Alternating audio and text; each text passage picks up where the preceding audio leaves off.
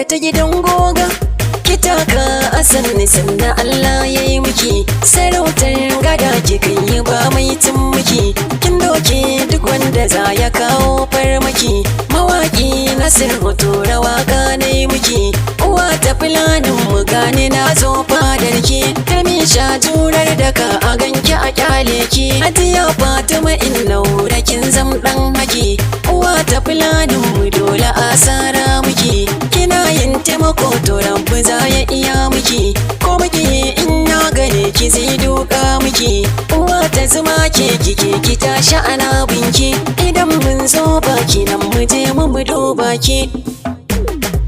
Innaura uwa ta kula da mai kima, dutse kashin kasa ko a kira ta ingarma.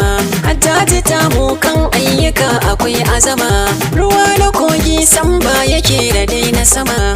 Muna da ke abincin mu babu tilami, kan baituka na waƙar kizan da dokaimi. Dan naɗi na sarautar kina gano jama'a, ko da yaushe fuskar kina cikin fara'a. Lamuran ki da kinke kina ganin sa'a, sai gaban ki iyayen ki kin rike addu'a. Ga Innaura uwa ta kula da yar baiwa, halinta mai kyau shi yasa ta zama san kowa.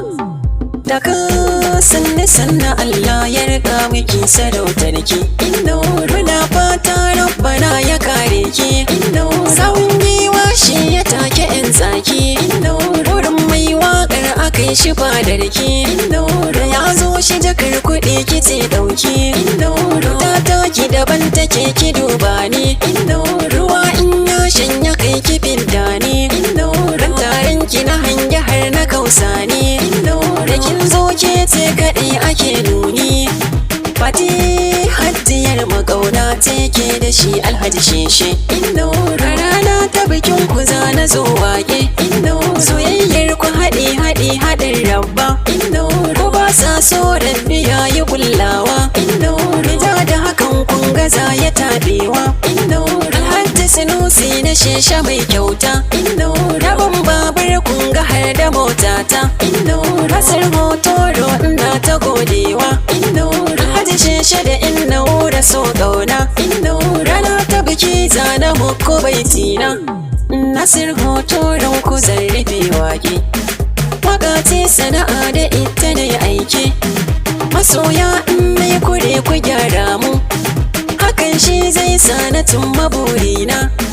Masoya da ku ne ku har kuna raina.